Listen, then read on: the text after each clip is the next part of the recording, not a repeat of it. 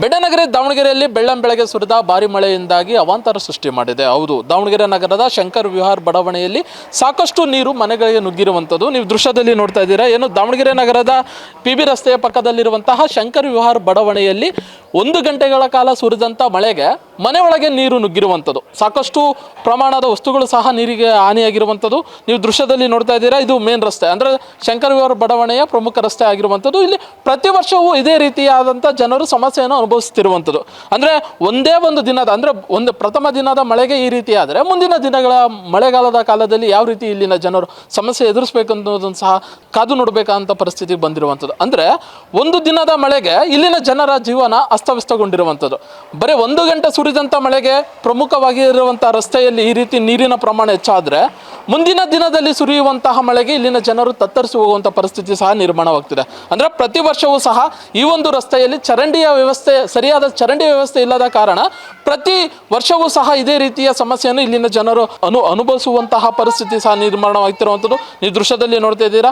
ಇದೇ ರೀತಿಯಲ್ಲಿ ಇದೇ ಒಂದು ಪ್ರಮುಖ ರಸ್ತೆಯಲ್ಲೇ ವ್ಯಾಪಾರಸ್ಥರು ಸಹ ಜೀವನ ನಡೆಸೋದಕ್ಕೆ ಮಳೆ ನೀರಿನಲ್ಲೇ ಸಾಗಾಟ ಮಾಡಿಸಿರುವಂಥದ್ದು. ಅಂದರೆ ಪ್ರತಿನಿತ್ಯದ ಜೀವನಕ್ಕಾಗಿ ಈ ಒಂದು ಮಳೆ ನೀರಿನಲ್ಲಿ, ಅಂದರೆ ನಿಂತ ನೀರಿನಲ್ಲಿಯೇ ತನ್ನ ಜೀವನವನ್ನು ಸಾಗಿಸೋಕೆ ಈಗ ಪ್ರಮುಖವಾಗಿ ಇಲ್ಲಿನ ವ್ಯಾಪಾರಸ್ಥರು ಸಹ ಈ ವ್ಯಾಪಾರವನ್ನು ನಡೆಸ್ತಿರುವಂಥದ್ದು. ಇದು ಈ ಭಾಗದ ಅಂದರೆ ಈ ಭಾಗದಲ್ಲಿರುವಂತಹ ಜನರ ಒಂದು ಸಮಸ್ಯೆ ಆಗಿರುವಂಥದ್ದು. ಅಂದರೆ ಪ್ರತಿನಿತ್ಯವೂ ಸಹ ಇದೇ ರೀತಿಯ ಸಮಸ್ಯೆಗೆ ಇಲ್ಲಿನ ಜನರು ತತ್ತರಿಸಿದ್ದಾರೆ.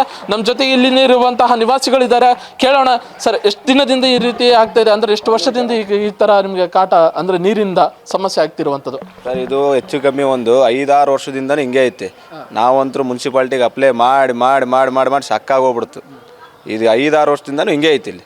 ಇಲ್ಲಿ ನಮ್ಮ ಕಾರ್ಪೊರೇಟ್ರಿಗೂ ಹೇಳಿದ್ವಿ, ನಮಗೆ ಯಾರ್ಯಾರು ಇಲ್ಲಿ ಎಲೆಕ್ಷನಿಗೆ ನಿಂತಾಗ ಬರ್ತಾರೆ, ಓಟ್ ಹಾಕ್ಸ್ಕೊಂತಾರೆ, ಹೋಗ್ಬಿಡ್ತಾರೆ ಇಲ್ಲಿ. ಏನ್ರಿ 6 ವರ್ಷದಿಂದ ಆಯ್ತು. 6 ವರ್ಷದಿಂದನೂ ಹಿಂಗೆ ಐತಿ. ನಮ್ಮ ಮನೆಯೊಳಗೆ ನೀರು ಬರೋದಕ್ಕೆ ನಾವು ಇವನ್ನೆಲ್ಲ ಕಟ್ಕೊಂಡು ಇವನ್ನೆಲ್ಲ ಮಾಡ್ಕೊಂಡಿವಿ. ಈಗ ಕೇಳೋರು ಯಾರು ಇಲ್ವಾ? ಅಂದರೆ ಯಾರು ಇಲ್ಲ, ಯಾರು ಇಲ್ಲ, ಯಾರು ಬರಂಗೂ ಇಲ್ಲ. ಇಲ್ಲಿ ಅಧಿಕಾರಿಗಳು ಗಮನಕ್ಕೆ ತಂದಿದ್ರ ಏನಂತಾರೆ ಅವರು? 6 ವರ್ಷದಿಂದ ಮುನ್ಸಿಪಾಲ್ಟಿ ಒಳಗೆ ಒಂದು ಅಪ್ಲಿಕೇಶನ್ಗಳು ಒಂದು ಏನಿಲ್ಲ ಅಂದ್ರೆ ಒಂದು ಮೂಟೆ ಅಪ್ಲಿಕೇಶನ್ ಇರ್ಬೇಕಲ್ಲಿ ಒಗ್ದಿರೋದು. ಅಂದ್ರೆ ಚರಂಡಿ ಸಮಸ್ಯೆ ಇಲ್ಲದೆ ಈ ರೀತಿ ಆಗ್ತಿದೇನಾ? ಹಿಂಗೆ ಚರಂಡಿನೇ ಇಲ್ಲಿ ಒಂದು ಚರಂಡಿ ಅಲ್ಲಿ ಒಂದು ಮ್ಯಾಲ್ ಮಾಡಿದ್ರೆ ಅವತ್ತು ಒಂದ್ಸತಿ ಒಂದು ಮ್ಯಾಲ್ ಮಾಡಿದ್ರೆ ಮುಗೀತು ಅಲ್ಲಿಗೆ. ಅಲ್ಲಿಂದ ಮತ್ತೆ ಇಲ್ಲಿ ಕೆಳಗೇನು ಚರಂಡಿನೂ ಇಲ್ಲ, ಏನಿಲ್ಲ. ಇಲ್ಲಿ ಇದೇ ರೀತಿ ಸಮಸ್ಯೆ ಇದೆ. ಈಗ ಇಲ್ಲಿ ಪಾಪ ಇಲ್ಲೊಂದು ಮನೆ ಇತ್ತು, ಇವ್ರದ್ದು ಮನೆ ಹೊಡ್ಕೊಂಡು ಎಲ್ಲ ಮಾಡ್ಕೊಂಡು ಇದು ಮನೆ ಕಟ್ಸ್ಕೊಂಡಾರ ಇವ್ರು ಪಾಪ. ಈಗ ಒಂದಿನದ ಮಳೆಗೆ ಈ ರೀತಿ ಆದ್ರೆ ಮುಂದಿನ ದಿನಗಳಲ್ಲಿ ಭಾರಿ ಪ್ರಮಾಣದ ಮಳೆ ಆಗ್ತದೆ. ಮೊನ್ನೆ ಒಂದ್ಸತಿ ಮಳೆ ಬಂತು, ಅವತ್ತು ಹಿಂಗೆ, ಅದ್ರಿಂದ ಕಡೆ ಬಂತು, ಅವಾಗೂ ಹಿಂಗೆ, ಈಗೂ ಹಿಂಗೆ. ಈಗ ನಾಳೆ ಬೆಳಗ್ಗೆ ಇನ್ನೊಂದು ಇದ್ರ ಮೇಲೆ ನಾಳೆ ಬೆಳಗ್ಗೆ ಏನಾರು ಮಳೆ ಬಂತು ಅಂದ್ರೆ ಮನೆ ಒಳಗೆ ಬರ್ತಾವೆ ನೀರು. ಎಷ್ಟು ವರ್ಷದಿಂದ ಈ ರೀತಿ ಸಮಸ್ಯೆ? 5-6 ವರ್ಷದಿಂದ ಇದೇ ಸಮಸ್ಯೆ ಇರೋದಿಲ್ಲ, ಬಗೆಹರ್ಸಕ್ಕಿಲ್ಲ. ನಾವು ನಮ್ಮ ಕಾರ್ಪೊರೇಟರ್ಗೆ ಹೇಳಿದ್ವಿ, ಮಾಡ್ಸೋಣ ಅಂದು ಹೇಳಿದ ಒಂದು ಸತಿನೂ ಮತ್ತೆ ಬಂದು ಇಲ್ಲಿ ಇಣಕ್ಕೆ ಹಾಕಿ ನೋಡಿಲ್ಲ. ಒಂದು ಸತಿ DC ಸಾಹೇಬ್ರಿಗೆ ಹೋಗಿ DC ಸಾಹೇಬ್ರು ಬಂದು ಪ್ಯಾಂಟ್ ಹಿಂಗೆ ಎತ್ಕೊಂಬಂದ್ರು, ಹಿಂಗೆ ಕಾಲಾಗಿ ನಡ್ಕೊಂಡು ಹೋದ್ರು, ಮುಗೀತದು, ಬಗೆಹರಿಲಿಲ್ಲ. ಇನ್ನು ಇದು ಪ್ರತಿ ವರ್ಷದ ಸಮಸ್ಯೆ. ಅಂದರೆ ಪ್ರತಿ ವರ್ಷವೂ ಸಹ ಇದೇ ರೀತಿಯ ಸಮಸ್ಯೆ ಇರುತ್ತೆ. ಇಲ್ಲಿನ ಜನರು ಸಹ ಇದೇ ರೀತಿಯ ಸಮಸ್ಯೆಯನ್ನು ಅನುಭವಿಸ್ತಾ ಇದ್ದೇವೆ. ಆದರೆ ಯಾವುದೇ ಅಧಿಕಾರಿಗಳಾಗಲಿ, ಯಾವೊಬ್ಬ ಪ್ರತಿನಿಧಿಯಾಗಲಿ ಇಲ್ಲಿ ಬಂದು ಸಮಸ್ಯೆನ ಆಲಿಸಿಲ್ಲ ಅಂತ ಇಲ್ಲಿ ಹೇಳಿರುವಂಥದ್ದು. ನಮ್ಮ ಜೊತೆಗೆ ಇಲ್ಲಿನ ಮಹಿಳೆಯರು ಸಹ ಇದ್ದಾರೆ, ಮಾತಾಡ್ಸೋಣ ಏನು ಹೇಳ್ತಾರೆ ಅಂತ. ಅಮ್ಮ, ಎಷ್ಟು ವರ್ಷದಿಂದ ಸಮಸ್ಯೆ ಇದೆ ಇದು? ಎಷ್ಟು ವರ್ಷದಿಂದ ಸಮಸ್ಯೆ ಅನುಭವಿಸ್ತಾ ಇದ್ದೀರಾ? 4-5 ವರ್ಷದಿಂದ 6 ವರ್ಷದಿಂದ ಇರ್ಬೋದು. ಇದೇ ನೀರು ಬಂದರೆ, ಮಳೆ ಬಂದರೆ ಆ ಕಡಿಮೆ ಆಗಲ್ಲ, ಅದು ಯಾವಾಗ ಹಂಗೆ ಹೋಗತ್ತಂಕ. ಈಗೇನೋ ಮನೆ ಫಸ್ಟ್ ಸಣ್ಣದಿತ್ತು, ಈಗೇನೋ ಈ ನೀರಿಗೆ ಕಾಲಕ್ಕೋಸ್ಕರ ದೊಡ್ಡದು ಮಾಡ್ಕೊಂಡಿರಂತೆ. ಸ್ವಲ್ಪ ಮೇಲೆ ನೀರು ಒಳಗೆ ಬರ್ತಿತ್ತಲ್ಲ, ಮಳೆ ನೀರು. ಮನೆನೇ ಹೊಸ ಕಟ್ಟಿದಾರ? ಇಲ್ಲ, ಬೇರೆ ಬಾಡಿಗೆ ಇರೋದು ನಾವು.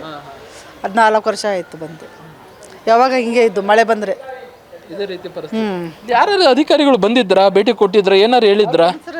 ಹುಡುಗರು ಹೇಳ್ತಾರೆ ಹಂಗೆ ಬರಂಗಿಲ್ಲ, ಯಾರು ಬಂದಿದ್ದು ನೋಡಿಲ್ಲ, ನಾವು ಬಂದು ನೋಡಿಲ್ಲ. ಅವರು ಚರಂಡಿ ಇಲ್ಲ ಇದ್ರೆ ಇಲ್ಲಿ. ಹೇಳಮ್ಮ, ನೀರಿನಲ್ಲೂ ವ್ಯಾಪಾರ ಮಾಡುವಂಥ ಪರಿಸ್ಥಿತಿ ಬಂದೈತೆ, ಯಾಕೆ? ಏನು ಮಾಡೋದ್ರಿ? ಚರಂಡಿ ವ್ಯವಸ್ಥೆ ಇಲ್ಲ, ರೋಡಿಂದು ಸರಿಯಾಗಿ ವ್ಯವಸ್ಥೆ ಇಲ್ಲ. ಏನು ಮಾಡಬೇಕು ನಾವು? ಅದ್ರಾಗೆ ಬಂದು ಜೀವನ ಮಾಡಬೇಕಲ್ಲ, ಹೊಟ್ಟಿಪಾಡು ನಡಿಬೇಕಲ್ಲ, ಹಂಗಾಗಿ ಮಾಡ್ತಿದ್ದೆ. ದಾವಣಗೆರೆ ಸ್ಮಾರ್ಟ್ ಸಿಟಿ ಅಂತಾರೆ, ಎಲ್ಲ ರೋಡು ಸಿಮೆಂಟ್ ರಸ್ತೆ ಆಗಿದೆ, ಹಂಗೆ ಹಿಂಗೆ ಅಂತ ಹೇಳ್ತಾರೆ. ಬಟ್ ಇಲ್ಲಿ ಪ್ರಮುಖ ರಸ್ತೆ ಇದು, ಅಂದರೆ PB ರಸ್ತೆ ಪಕ್ಕದಲ್ಲಿರುವಂಥ ಶಂಕರ್ ವಿಹಾರ್ ಬಡಾವಣೆ, ಹೊಸ ಬಡಾವಣೆ. ಇಲ್ಲಿ ಈ ರೀತಿ ಸಮಸ್ಯೆ ಆದರೆ ಹಿಂಗೆ ಅಂತ ಅದು ಅಧಿಕಾರಿಗಳು ತಿಳ್ಕೊಬೇಕ್ರಿ, ನಾವು ಹೇಳೋದಲ್ಲ. ಅವ್ರು ತಿಳ್ಕೊಂಡು ಈ ಕಡೆಗೆ ಓಟ್ ಹಾಕ್ಸೋರು ಬಂದಿರ್ತಾರಲ್ಲ, ಅವಾಗ ತಿಳ್ಕೊಂಡು ಮಾಡಿಸೋದು ಕಲಿಬೇಕು. ಅವರು ಎಲ್ಲ ವ್ಯವಸ್ಥೆ ಮಾಡಿಸ್ಬೇಕ್ರಿ. ಹಂಗಂದ್ರೆ ಈ ಸ್ಮಾರ್ಟ್ ಸಿಟಿ ಅಂತಂದು ಎಲ್ಲ ಇದು ಮಾಡ್ತಾರೆ.